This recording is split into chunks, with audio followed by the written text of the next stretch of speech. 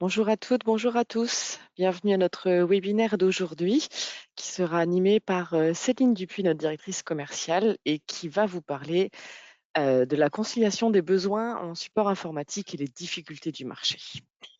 Céline, je te laisse te présenter. Merci Magali. Oui, enfin, tu as déjà présenté un petit peu. Donc, Céline Dupuis, directrice commerciale. Voilà, merci déjà de votre présence. J'ai une voix de petit peu de Joe Cocker, ne vous inquiétez pas, c'est normal. J'ai un petit peu Covid positif, il y en a encore. Faites attention, prenez soin de vous. C'est pas plus mal les webinaires pour une fois, mais bon, ça va. Vous voyez, c'est pas pire qu'un petit rhume. Pour mon cas, en tout cas, ça va. Donc, pour commencer, on va commencer rapidement pour ceux qui ne nous connaissent pas, en fait. Hein, donc, R Carré est une société d'informatique à la base d'infrastructure. Hein, on existe depuis 2021. On est une localisation à Luxembourg, en France et en Belgique.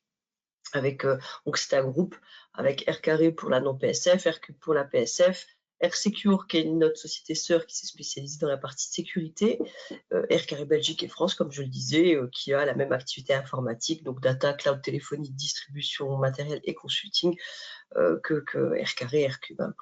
Très brièvement, hein, le but, voilà, c'est vraiment pour introduire. Ici, on vous fait cette présentation vraiment pour partager notre expérience, hein, donc sur la partie des profils et des profils IT et comme l'annonce le thème, concilier vos besoins en termes de support IT et les difficultés du marché luxembourgeois. Donc, c'est avec notre expérience et notre connaissance qu'on vous partage ici. Hein. Donc au niveau du sommaire, donc justement, on fera d'abord un petit constat sur le marché luxembourgeois en termes de ressources IT. Enfin, IT, c'est ICT même, hein, la partie information et communication. On verra ensuite les profils les plus demandés. Ensuite, je vous expliquerai un peu quelles sont par typologie de société le ratio entre les ressources internes et ressources externes. Et enfin, les modes d'acquisition de ressources, donc via recrutement et via externalisation. Donc, au niveau déjà du premier constat, donc le marché luxembourgeois concernant les ressources, c'est un marché, alors même si le marché de l'emploi est très très dynamique, hein, c'est un marché qui attire. Il faut savoir que on est en dessous des taux de chômage des moyennes européennes. Il y a eu une petite hausse avant la crise. Hein. Pendant la crise Covid, on est monté à 33,6% en 2020 de taux de chômage, qui a bien redescendu. Donc en décembre 2021, on était à 5,2%. Donc on a quand même une bonne moyenne, une bonne dynamique au niveau du marché de l'emploi de manière générale. Donc dernier quarter, donc décembre 2021, là aussi on avait 460 000 personnes actives fin 2021, dont 210 000 frontaliers, Belgique, France majoritairement, et Allemagne. Et sur les 73% de résidents luxembourgeois, sur l'ensemble des résidents luxembourgeois, il y a 73% qui sont de nationalité étrangère. Donc, on voit qu'il y a, vraiment une bonne dynamique et que c'est un pays et un marché de l'emploi qui attire. D'autre part, bon, forcément, on a précisé qu'il y avait eu une petite hausse du chômage, notamment chômage partiel, etc., ou chômage technique pendant la crise, mais on voit qu'il y a paradoxalement maintenant l'effet bis, on va dire, avec de nombreux secteurs qui sont en hausse de recherche de manière globale, notamment le HoReCa. Donc HoReCa, c'est tout ce qui est hôtel-restauration, hein, tout ce qui va être service public, tout ce qui est service spécialisé à la personne, tout ce qui est lié aux pharmaceutiques, laboratoires. Évidemment, des secteurs qui ont historiquement toujours bien marché à Luxembourg, mais qui sont de nouveau en hausse, hein, clairement, en termes de construction, finance. Et évidemment, un secteur qu'on va analyser un peu plus en détail, c'est ce qu'on appelle les TIC, ou technologies de l'information et communication. Donc en fait, par rapport à ce secteur bien particulier des TIC, en fait, ce qu'on constate, c'est qu'il y a déjà une grosse augmentation des besoins numériques. Alors évidemment, c'était déjà amorcé avec la digitalisation. Je crois que tout le monde a entendu ce terme et comprend un petit peu ce que c'est que la partie digitalisation. Évidemment, c'est transformer son métier et le rendre digital, évidemment, et le rendre disponible à distance. Ça s'est évidemment renforcé version VV Prime depuis mars 2020, et notamment avec digitalisation, bien entendu, ou transformation digitale, où là, ça a clairement pris toute sa puissance, on va dire, et son intérêt, mais également tous des axes également de collaboration. on s'en rend bien compte, et c'est justement ce qu'on est en train de faire là. Tous les meetings, les events, etc., se sont dématérialisés avec des outils de collaboration. Donc là aussi, ça crée des besoins numériques supplémentaires. D'autre part, on a un manque de talents formés au niveau du marché, c'est-à-dire qu'on a la technologie attire tout le temps, mais c'est vrai qu'il y a différentes choses. Le nombre d'écoles et le nombre de places n'est pas forcément en suffisance. Donc c'est vrai que jusque-là, c'était un petit peu, on manquait un peu de talent. D'autre part, c'est un marché en mutation. On va le voir un petit peu après. Il y a une certaine pénurie, donc fatalement, on a besoins de plus en plus de candidats en spécialisés, de développeurs, de sécurité, de réglementaires technologiques et de nouveaux jobs, notamment dans les data. On le verra un petit peu plus loin, dans l'analyse de données. Et également, ça c'est typique du marché, on a un marché qui est extrêmement cosmopolite, comme on l'a vu précédemment aussi dans les chiffres, hein. Et donc fatalement, on a un besoin en maîtrise de langue qui est vraiment assez atypique et spécifique à Luxembourg. Donc tous ces différents facteurs font qu'on clairement on a un décalage ici sur notre marché entre l'offre et la demande. Pour vous donner une idée, pour factualiser un peu, au niveau des besoins en experts numériques en Europe, je parle bien en Europe de manière globale, on estimait en 2017 un besoin d'experts numériques de 150 000 personnes. En 2020, on était à 500 000 personnes donc, d'estimation. Donc c'est vrai que déjà le boom était déjà clairement anticipé. Donc évidemment, il y a des leviers d'action qui ont été mis en œuvre. Parce que 3 ans, c'est rien, donc c'est vraiment que ça a pris vraiment une vitesse assez fulgurante, clairement. Donc il y a différents plans européens et luxembourgeois d'ailleurs qui sont en cours pour favoriser justement l'attrait aux formations informatiques, technologiques, développeurs, analystes, etc., etc. Bon, par contre, il commence à y avoir des effets. Bon, il y aura encore des effets, mais ça sera plutôt à moyen terme. Il y a également d'autres choses qui ont été, face à la pénurie de marché, qui ont été développées en interne, dans une société ou dans d'autres, notamment tout ce qui va être école et juniorisation, c'est-à-dire tout le phénomène de stage, mais également prendre des personnes qui ou sont passionnées de l'IT mais ne sont pas de formation IT ou qui se redirigent, enfin, qui ont fait complètement autre chose de leur vie mais qui veulent se diriger vers l'IT et de les mentorer d'une certaine manière avec une personne qui, elle, par contre, est formée, c'est ce qu'on appelle la juniorisation et qui va les porter, les tirer vers le haut et leur apprendre finalement le métier. Voilà. Donc ça, c'est des initiatives qui sont déjà un peu plus court terme en termes d'effets. Évidemment, par rapport à cette pénurie, pour toutes les entreprises, à Luxembourg comme ailleurs d'ailleurs, il y a eu un besoin de rationaliser l'accès aux ressources. Et donc, en général, ce qu'on conseille, c'est de garder en interne les connaissances liées au métier, bien entendu, hein, puisque là, forcément, personne ne connaît mieux votre métier que vous-même, j'ai envie de dire.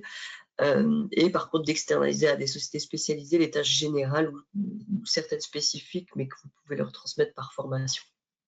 Ça, c'est ce qu'on conseille dans cette rationalisation de l'accès aux ressources.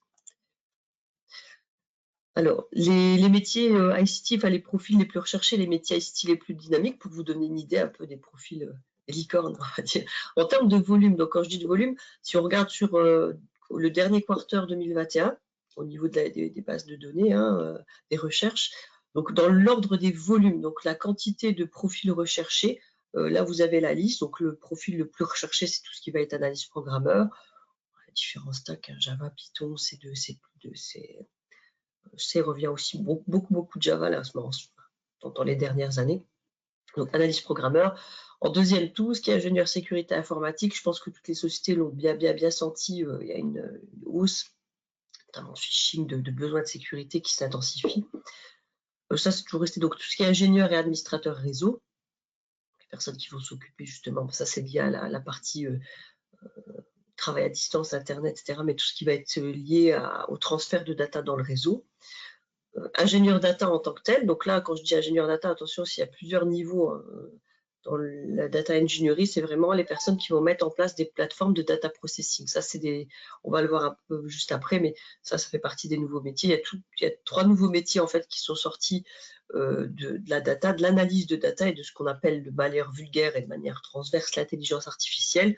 Il y a l'ingénieur data, qui typiquement là rentre en 4e position et qui va être les personnes qui vont mettre en place, comme je disais, des plateformes pour processer de la donnée. Le data analyst qu'on trouve en 6e position, qui va extraire la donnée à l'instant T et commencer à les modéliser, etc. Et le data scientist qui va commencer à prédire par rapport aux bases existantes. Le data scientist ne rentre pas encore dans le top 8, mais bon, forcément, on peut se douter que ça va arriver. Ça, c'est typiquement un phénomène d'intelligence artificielle. Évidemment, en 5e position, l'ingénieur télécom. Forcément, comme je disais, le travail collaboratif et les telcos ont pris d'autant plus leur importance. En 7e, le consultant en cybersécurité. Alors, différent de l'ingénieur sécurité, il y a de la sécurité logique. Le consultant en cybersécurité va plutôt vous mettre des méthodes. La cybersécurité, c'est pas uniquement que des outils, c'est 3 choses en fait, hein. Il y a la partie humain, la formation de l'humain, la partie, c'est ce qu'on appelle les méthodologies HOP, H pour humain, le O pour outil, et 2, c'est la partie, le P pour process en fait. Puisque bon, en fait, faut quand même, l'humain, ça c'est clair, c'est former et anticiper et détecter les choses qui peuvent être dangereuses. O pour outil, ça on comprend. C'est la partie tooling pour prédire, détecter, identifier. Et la partie process, c'est qu'est-ce que je fais s'il y a vraiment un problème.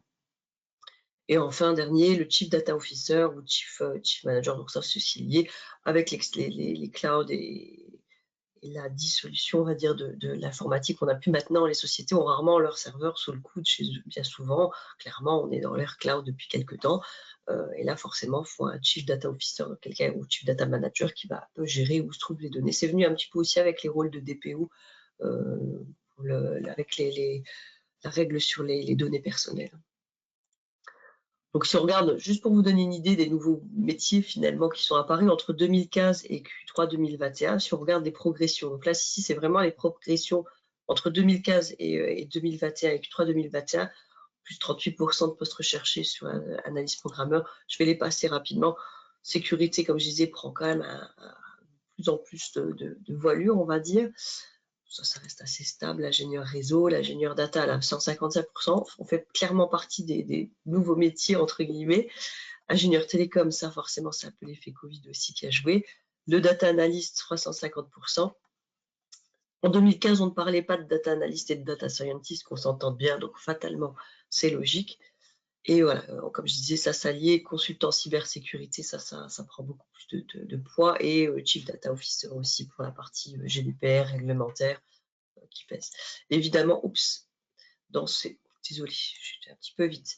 Dans ces postes-là, ce qu'on n'a pas quantifié, qui ne rentre pas dans les postes, c'est la partie encadrement de plus en plus de sociétés. Donc là, c'est assez transverse. Il y a de plus en plus de demandes de cadres divers, on va dire, que ce soit sur de l'infra, sur du dev ou sur du compliance, etc. Ou même sur de l'informatique globale. Donc il y a vraiment une hausse de la demande même sur des plus petites sociétés, sur des typologies de clients qui ne cherchaient pas forcément avant d'IT manager ou d'orchestrateur, on va dire, tout simplement parce que les sociétés sont de plus en plus demandeuses aussi de l'informatique, et d'autant plus était au cœur du métier, mais bon, avec digitalisation, collaboration, il y a une dépendance encore plus forte, et donc on a besoin de politiques, de systèmes d'information vraiment global. Donc, pour donner une idée un peu, là c'est vraiment par notre expérience, attention, je ne veux pas mettre les sociétés dans des petites cases, c'est vraiment pour partager, pour se dire, parfois il y a pas mal de sociétés qui se disent, oui, mais à quel moment je prends un IT manager chez moi, à quel moment, est-ce que je prends des ressources en interne, est-ce que je prends des ressources en externe. Donc là, je partage juste, en fait, par notre expérience, de structure du système d'information par typologie de société. On a mis ici, en fait, 4 grosses catégories, pour savoir qu'on aurait pu en mettre une 5e, qui est les groupes worldwide, mais en gros, les groupes worldwide, là, on va être quasiment sur la même structure, sur la maison mère qu'une société de plus de 250, à part qu'il y aura des antennes et des succursales. Pour le parcourir très rapidement, de 0 à 25, en gros, en général, on a plutôt, au niveau de la personne qui prend en charge l'IT sur les plus petites sociétés, c'est souvent ou le dirigeant, ou le responsable réglementaire, ou la personne qui est la plus avancée avec l'informatique, mais dans tous les cas, ce n'est pas des personnes du métier, ce n'est pas des spécialistes internes. Ils font ça parce que voilà, il faut qu'il y ait un rôle à un moment. Donc forcément, au niveau de la ressource externe, là, on a plutôt un mode de partenariat en mode one-stop shop ou single point of contact, où là, on a un partenaire IT de préférence, et on évite d'en avoir 50, ça complexifie, et sur lequel on fait confiance et qui nous gère en fait l'IT. Parfois, pour la partie développement sur ces structures-là, on va aussi préférer des applications entre guillemets toute faite. On va rarement avoir recours à du développement sur mesure ou des choses comme ça. Pour des questions de coût, clairement, hein, pour la partie dev. Ensuite, sur les sociétés de 25 à 100 employés, là, on commence tout doucement à avoir un rôle informatique dédié ou partiel. Hein. En tout cas, partiel, pas forcément à 100% full-time, mais en tout cas, on a quelqu'un qui est un peu plus lié à l'informatique et qui est un peu plus doué, donc un peu plus avancé, on va dire, et un peu plus alloué à l'informatique. Donc, c'est rarement du full-time. Autour de 100 employés, ça devient, on arrive à l'autre tranche, on arrive tout doucement à du full-time, mais bien souvent, entre 25 et 100, c'est plutôt du 4/5e mi-temps, dépendant un peu du nombre d'employés et du nombre de demandes. Bien souvent, les premières demandes d'utilisateurs sont encore gérées en interne. Donc ça, comme je disais, au niveau des ressources internes, c'est une ou deux personnes, souvent généralistes. Par contre, souvent, c'est des personnes qui ont un gros focus métier. C'est souvent des personnes qui se souviennent du métier, qui ont été diversifiées sur l'informatique. Et donc forcément, ils vont chercher en externe soit du support utilisateur, mais vraiment très généraliste, soit des experts spécifiques sur du conseil, de l'audit, de la mise en œuvre d'innovation ou sur des modes projet. Ensuite, 200 à 250, là clairement, il y a souvent un IT manager avec certains rôles spécifiques et des équipes spécifiques, dépendant du secteur, sur du développement, sur du réglementaire, si c'est de la PSF, ou de la sécurité, si c'est des domaines un peu critiques, industriels notamment par exemple, ou autres. Donc là, c'est assez variable au niveau du nombre de ressources internes, mais 3 à 20 personnes, assez variable de nouveau. C'est vraiment dépendant du secteur. En général, on trouve les gros silos d'infrastructures de sécurité et de développement, mais bon, voilà, c'est dépendant un peu du milieu. Et ce qui va être cherché en externe, nouveau, le support utilisateur souvent, hein, conseil, audit, accompagnement, et des spécialistes souvent sur des projets ou des profils en délégation. Donc là, on commence déjà à avoir des profils aussi en externe full-time ou sur mission. Et plus de 250. Là, on est sur une structure organisée bien souvent avec un CIA, donc un Chief Information Officer, ou dans les nouvelles descriptifs, on parle de CTO aussi, Chief Technology Officer, ou CD aussi, Chief Digital Officer, est arrivé il y a quelques années. En gros, c'est plutôt un rôle technique qui va chapeauter des silos, en fait, des silos. Donc, les silos traditionnels, c'est infra, développement, réseau, sécurité. Il peut y avoir aussi des silos réglementaires. Dans les dernières années, on arrive avec des silos transverses type DevOps, mais en général, là, on est vraiment sur une structure, sur quelque chose de très siloté. Nombre en interne très variable, hein, dépend de la taille d'entreprise, si c'est du local, du board-wide ou pas, et de l'activité, clairement. En externe, là, par contre, évidemment, support utilisateur très fréquent qui soit externalisé, il est rarement gardé en interne, et plutôt en mode manager, mais on le verra un peu plus tard. Du profil en délégation, là aussi, c'est assez fréquent. Donc, ils complètent en externe des profils qu'ils n'ont pas ou qu'ils n'ont pas du tout en interne ou ils gèrent avec OPEX, CAPEX, puisque forcément, on verra un peu après, les profils en délégation, là, on est sur de la charge opérationnelle et pas de la charge fixe, contrairement à un recrutement in-house, et pas mal de missions sur projet. Ça, c'est pour la partie typologie où sont les ressources internes et externes. Alors, en termes de mode d'acquisition des ressources, donc évidemment, le premier type c'est le recrutement, bien entendu. Donc, le recrutement temps plein. Donc, là, ici, si on fait, alors évidemment, le premier plus classique, c'est le recrutement via des services RH interne. Quand on a un service RH interne, une personne qui est dédiée au RH. Donc, évidemment, bon, là, au niveau des ressources, que ce soit pour du développeur, de l'infrastructure, de l'IT manager, etc., là, évidemment, il faut évaluer par rapport à la charge, au périmètre et à la durée. Clairement, périmètre et durée, je le précise, si vous cherchez un développeur Java qui, comme vous l'avez vu précédemment, qui a des profils les plus recherchés pour une mission d'un mois, en recrutement interne, même en CDD, vous ne trouverez jamais. Qu'on s'entende bien, il faut vraiment voir un peu le marché tendu. Donc, sur du recrutement interne temps plein, là, il faut quand même plutôt du CDI, clairement, sur des profils technologiques, ce sera beaucoup plus facile de les capter. Sinon, là, il y a des jobs où c'est mission impossible de les retrouver en interne, quoi. Évidemment, ce qui est très important, et ça j'insiste fort là-dessus, il faut absolument adapter la communication. Que ce soit du développeur, de l'infra, etc., on parle ou de l'encadrement, en fait, on parle plutôt de l'innovation. Donc c'est clair qu'ils vont être sensibles à la partie innovation interne à la société. Évidemment, la partie, je précise ici entre parenthèses, la partie télétravail aussi. Quand je dis télétravail, voilà, c'est plutôt aussi une question de valeur aussi d'entreprise. On n'est pas sur les mêmes, souvent c'est des générations plus plus jeunes aussi. Donc fatalement, on va avoir une sensibilité qui est plus liée à la valeur, au rôle sociétal, à l'ambiance, hein, l'atmosphère de société, la politique de société. Donc évidemment, des critères classiques comme les salaires, la mission vont être importantes, il faut les partager aussi, mais attention aussi à bien faire attention pour attirer ces profils qui sont en pénurie, forcément, il faut que l'entreprise soit séduisante d'une certaine manière, quoi. Donc attention à la communication sur ces profils-là, sur les profils IT. Les variantes, évidemment, en recrutement temps plein toujours, on peut également faire appel à des sociétés de recrutement via chasseurs de tête.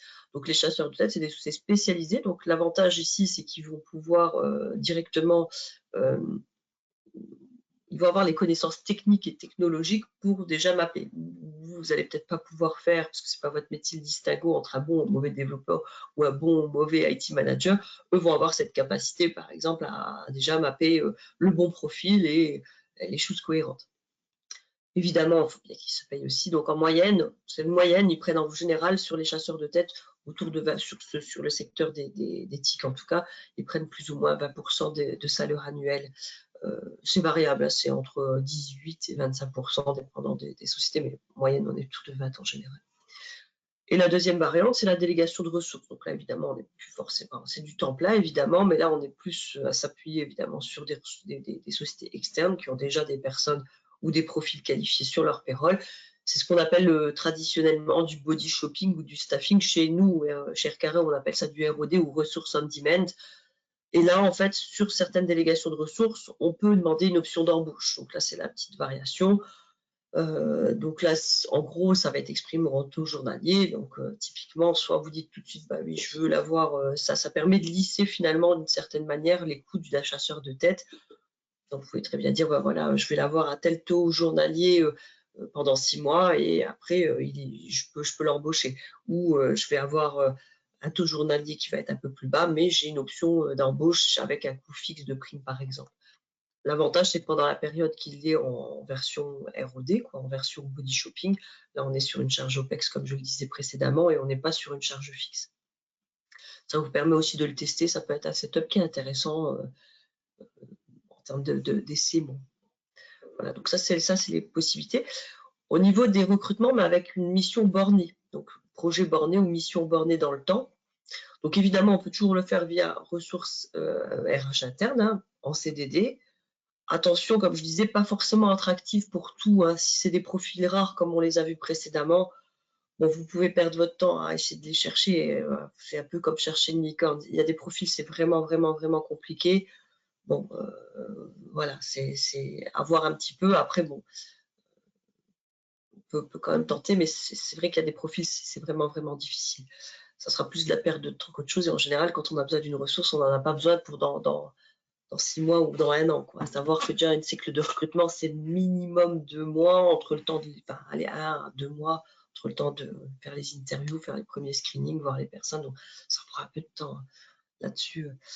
Donc, le deuxième cas, en fait, c'est la délégation de ressources en ROD pour des missions, pour la durée de la mission. Donc, l'avantage aussi ici, c'est contrairement à un CDD qu'on peut renouveler une fois, là, ici, sur une mission staffing, body shopping, comme nous on dit ROD, ressources on demand, voilà, vous avez possibilité de reconduire, dire, voilà, j'ai besoin de, je sais pas, je change mon infrastructure ou je change mon ERP, j'en sais rien, X, ou j'ai une grosse migration, je vais avoir besoin de renfort pour 1 mois ou pour 2 mois ou pour 3 mois, on met quelqu'un en full time pendant ce temps-là. L'avantage, c'est que si votre projet en fait est repoussé ou se prolonge, au niveau calendrier, vous pouvez toujours reconduire et rajouter quelques mois.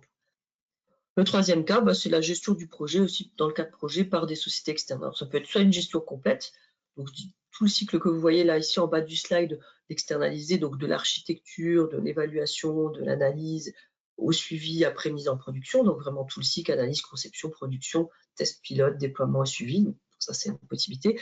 Soit ça peut être partiel, donc soit vous avez des ressources internes ou des compétences internes, un propre métier, etc. Et vous consolidez en fait vos ressources internes par des ressources externes. Ça, c'est possible aussi. Donc, par exemple, là, je mettais l'exemple, ce qui pêche souvent, c'est la partie project manager. Ça nécessite une certaine méthodologie. Donc, ça, c'est possible de vous faire épauler par un project manager externe et d'utiliser des ressources internes ou du project delivery en plus de vos capacités internes. De l'accompagnement à la planification, ça peut être le cas aussi pour des plus grosses sociétés qui n'ont jamais fait, qui n'ont jamais été confrontées à des grosses migrations ou certains cas de figure où ils veulent juste vraiment, oui, une espèce de project manager de planification ou du complément d'équipe interne. Enfin, bref, on peut vraiment compléter ici. Ça peut être aussi un mode qui est intéressant, puisque là, ça complète vos ressources internes. Ensuite, après, sortie de la partie recrutement borné ou plan plat, on va forcément passer sur la partie externalisation. Donc, ce qui s'externalise assez facilement, c'est évidemment les ressources, les services standardisés ou généralistes. Alors, déjà, c'est important. Pourquoi externaliser? Enfin, quel est l'objectif d'externaliser? Pourquoi externaliser un service standard? Pourquoi c'est pertinent? Donc déjà, le premier point, c'est qu'on a fatalement une meilleure infrastructure et un meilleur support avec des compétences spécialisées. On n'a pas à gérer en interne ici toute cette analyse. Donc là, ça permet de se focaliser sur son métier. Donc là, clairement, vous externalisez, vous vous concentrez. Vous augmentez la productivité aussi. Vous limitez les risques. Et c'est lié après au point aussi de meilleure conformité de sécurité, puisque à partir du moment où vous externalisez des services standardisés, donc quand je parle de risque, ça peut être aussi des risques de turnover. Qui dit pénurie de marché dit forcément des gros turnovers, enfin des gros turnovers, des mouvements en fait, et beaucoup de chasse au niveau des profils IT. Donc fatalement, ça, on a eu malheureusement quelques sociétés qui avaient un IT manager qui est parti du jour au lendemain, où il n'y avait pas de documentation, où on se retrouve un peu en blackout. C'est très très très compliqué. Donc là, le fait d'externaliser, on va forcément documenter votre infrastructure, on va forcément avoir un contrôle, enfin une dilution finalement de la connaissance de votre infrastructure. Donc c'est beaucoup plus, ça limite quand même pas mal le risque. Et pour la partie meilleure conformité, sécurité renforcée, forcément quand vous externalisez, que vous fassiez les modifications de conformité ou réglementaires pour un client, bah, vous le faites fatalement pour les 10. Et il y a un poids réglementaire qui est plus fort sur des prestataires de services, forcément que sur des clients finaux, d'une certaine manière. Et in fine, quand on met tout ça tout bout à bout, il y a une réduction fatalement des coûts de ressources et des dépenses informatiques. Si vous regardez, c'est pas uniquement un coût, un serveur, c'est pas juste j'achète un serveur, un backup, etc. Ou c'est pas juste je prends un agent de support chez moi. Entre les coûts de recrutement, les coûts de maintenance, les coûts récurrents, les proactifs, les redondances, etc. Ça fait beaucoup. Enfin, quand on met tout bout à bout, c'est pas toujours sur du service standardisé, généraliste, c'est clairement pas toujours le bon plan, clairement. Et là, forcément, vous avez dans tous les cas une meilleure gestion des ressources. Au niveau des modes d'acquisition, donc pour continuer, donc il y a deux grosses familles en fait d'externalisation de ressources. Il y a des externalisations avec obligation de moyens et obligation de résultats. Donc la première qu'on va avoir, c'est l'obligation de moyens, c'est-à-dire un SLA de disponibilité. Donc là, typiquement, par exemple, ça peut être de la délégation de profils techniques, mais avec du managed staffing, c'est-à-dire un remplacement de là ou des personnes en cas d'absence planifiée ou non par un backup formé. Concrètement, vous êtes une société, je sais pas, 100 personnes, j'en sais rien, peu importe. Vous savez que vous avez une charge de, je sais pas, 2 agents de support premier niveau pour le support utilisateur, qui sont occupés à plein temps, quoi qu'il arrive. Donc, qu'il pleuve, qu'il vente, qu'il neige, qu'il y ait des absences, il vous faut l'équivalent de 2 personnes pour assumer une charge des tout. Donc là, typiquement, c'est ce qui se fait dans le managed staffing, c'est-à-dire qu'on va déléguer des ressources, on va déléguer des profils nominés, mais par contre avec une obligation de disponibilité. Donc, la société, dans ce cadre-là, va déléguer, va assurer les backups. Donc ça, c'est le premier point. Le deuxième, c'est les contrats de maintenance divers avec un support proactif. Donc, pour un périmètre donné. Un exemple, vous voulez que tous les lundis, vous ayez un technicien qui vienne chez vous pour vérifier les mises à jour de vos serveurs, vérifier les postes utilisateurs, vérifier les antivirus, etc. sur place. Donc là, on est sur une demande plutôt proactive qui complète la troisième point, c'est la support à la demande qui est plutôt sur du réactif à distance ou sur site. Chez nous, je le précise, chez nous, c'est multilingue et on a des options donc, de 24/7 avec des SLA de réponse. tout le monde n'a pas forcément multilag et option 24/7, mais ça, c'est souvent des choses qui sont assez fréquemment. Donc là, on est vraiment sur une obligation de moyens. Donc, pour résumer, soit une délégation et vous avez la responsabilité de ce qu'il va faire au day-to-day, on vous prête un profil dans le premier cas, vous avez, voilà, il est chez vous et vous avez la responsabilité de lui allouer les tâches finalement d'une certaine manière. Et nous, on va gérer le planning par contre, la disponibilité des personnes. Le deuxième, le contrat de maintenance, réactif, en proactif, pardon, et le dernier en réactif. Ça, on est sur une obligation de moyens. Et la partie obligation de résultat, donc là, non seulement on a une disponibilité, mais on a des indicateurs de performance qui sont également dans les contrats. Alors, ces indicateurs sont vraiment variables par rapport au type de contrat et par rapport aux objectifs de la société. Donc là, je reprends en dessous, en fait, les externalisations les plus fréquentes. Donc, les externalisations d'infrastructure. Donc, parmi les plus fréquentes, il y a évidemment le corps infrastructure. Donc, ce qu'on appelle corps infrastructure, c'est tout ce qui est serveur, switch, firewall, etc. Donc là, c'est venu justement avec la partie cloud. Donc, on retrouve par exemple de la housing, du cloud privé, du public ou de l'hybride. Tout ce qui va être externalisation des sauvegardes, ça c'est très fréquent, ou du monitoring d'infrastructure. Il peut aussi y avoir du monitoring applicatif, je ne l'ai pas mis ici, c'est pas notre métier chez Aircarré, mais néanmoins, ça existe aussi du monitoring en développeur. On ne fait pas de développement chez nous, mais voilà, ça c'est aussi des choses qui peuvent être externalisées. Monitoring sous-entend que voilà, on vérifie, pour le monitoring d'infrastructure, on va vérifier si le service, si c'est ouvert ou si c'est fermé, ça répond aussi, c'est on-off en gros. Pour la partie applicative, en général, là, ça va plutôt sur un monitoring de type user experience. Donc souvent, on va plutôt avoir des robots qui vont émuler un utilisateur et vérifier la performance, vérifier que l'application fonctionne de manière cohérente. Voilà, ça c'est les deux différences. Dans un cas, on regarde juste si le port répond, s'il est ouvert, s'il est fermé, si c'est dans le deuxième cas, sur la partie applicative, là on vérifie si vraiment le taux de performance du système ou de l'application.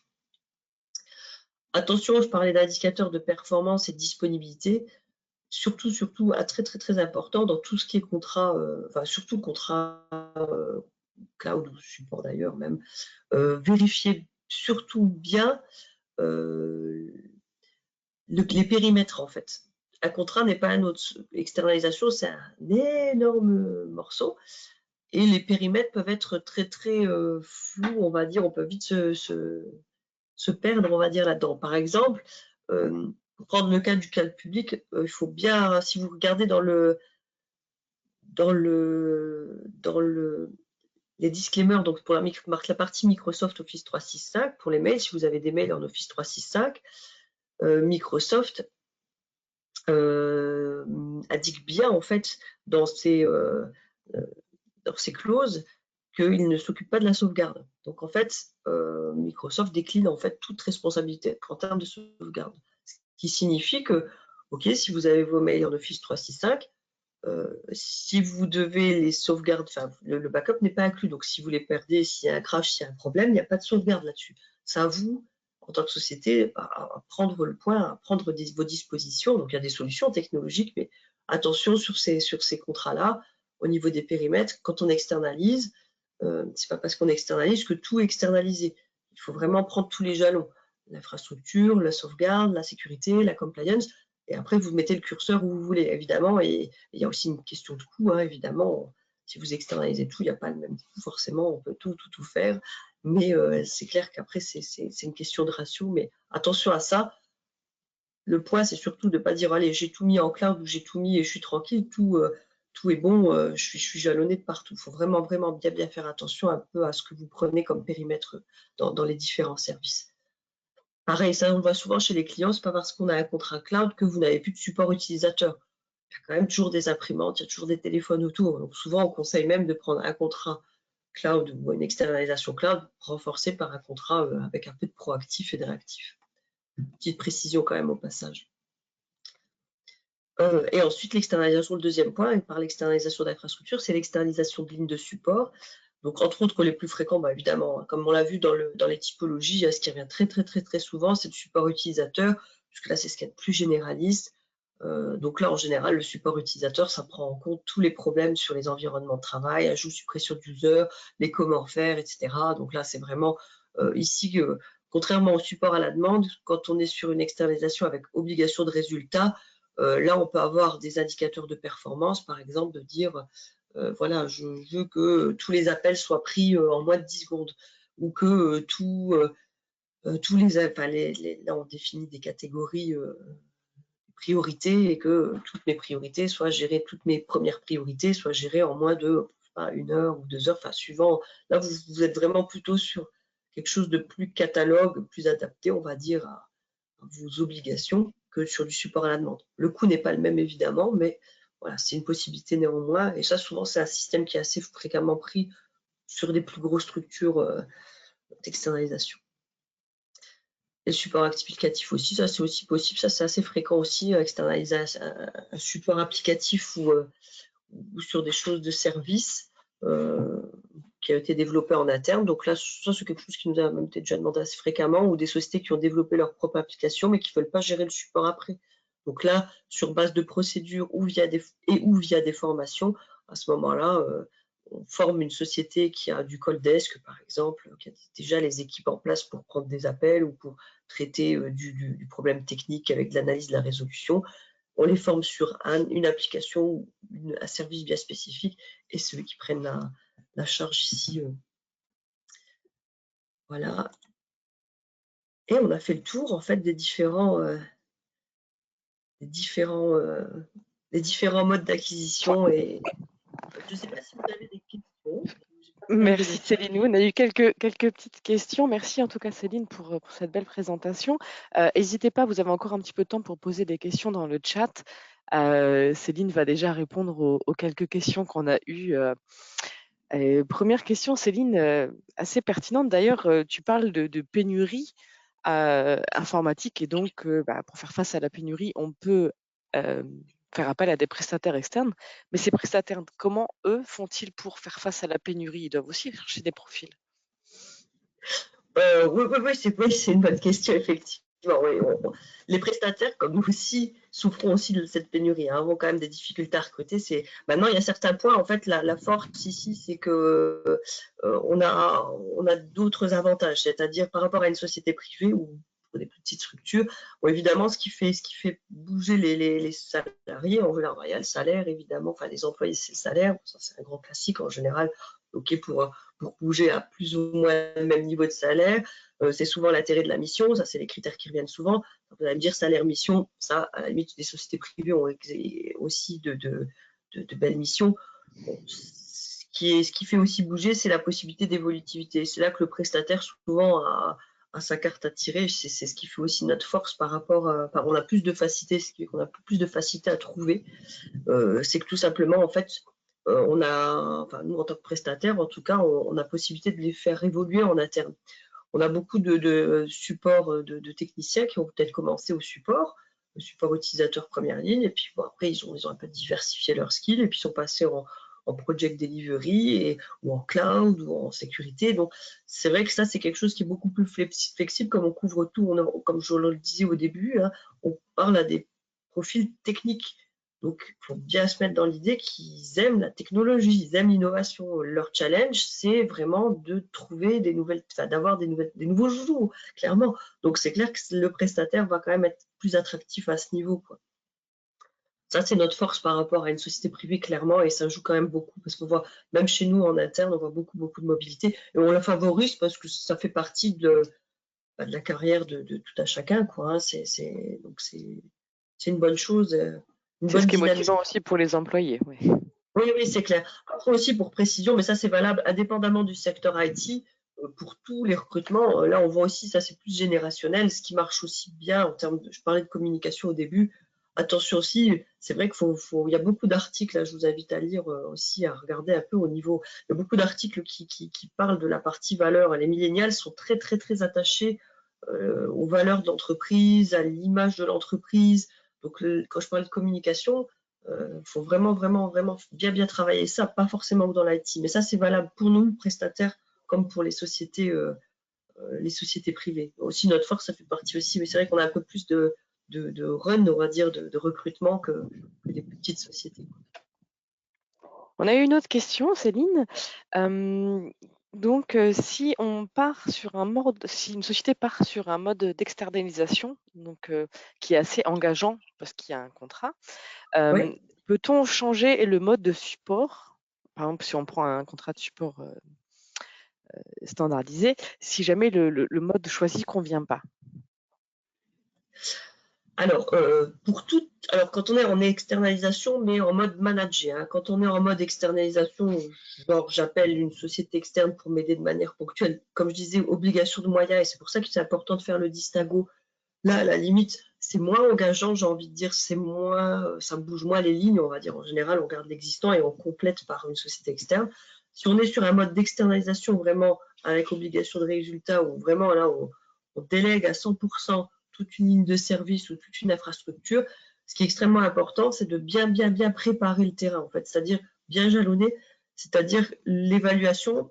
En général, ça se fait en 3 phases. Il y a une partie d'évaluation, d'assessment, donc il faut quand même peser un petit peu qu'est-ce qu'on bouge, pourquoi on le bouge, pas perdre de vue l'objectif, définir définir les objectifs, à un moment, vont se traduire en indicateurs de performance. C'est pour ça qu'il faut déjà que ça soit bien clair. C'est un changement, une externalisation en managed service, c'est un changement stratégique, donc il faut le gérer en tant que tel. Donc là, pour en revenir à la partie question, est-ce qu'on peut rétropédaler? Donc, il faut vraiment déjà bien cibler ça. Après, évidemment, on peut toujours, il y a toujours cette phase d'évaluation, il y a souvent une phase de transition où il faut accepter, donc le service a commencé, mais il faut toujours accepter les variables, mais sur des externalisations de masse, c'est quand même un gros changement. Si on passe en cloud, on a peut-être plus son infrastructure, donc il faut accepter qu'il y a peut-être au début des applications, même si on a tout bien jalonné, mais des choses, des modes de fonctionnement qui vont différer, même au niveau de l'utilisateur, au niveau de la formation, au niveau de l'accès aux outils. Ça, c'est évident que ça change. Donc, il faut border ça, il faut accepter cette transition. Pareil pour du développement, sur des lignes de support, tout changement inclut un accompagnement de l'utilisateur. Il faut accepter cette partie-là. Et évidemment, après, souvent, on passe en service régulier. Pour répondre à la question, c'est important de jalonner. Alors oui, on peut toujours contractuellement borner et dire, bah voilà, j'ai une période probatoire, ça a discuté avec le prestataire. En tout cas, chez nous, on n'est pas trop du style à dire, bah non, voilà, c'est le contrat. On est assez flexible au niveau période probatoire et on peut tout à fait l'entendre, après à voir un peu avec quel prestataire. Il faut vraiment voir, c'est un peu au cas par cas, je parle vraiment du cas R carré. Après, vu l'engagement initial dans l'évaluation, dans la transition, l'énergie, le temps qui va déjà être pris, oui, ça serait vraiment allez, arrêter au bout de 2 mois de service régulier, ça serait vraiment une sacrée perte d'argent. Il faut vraiment bien prendre du temps.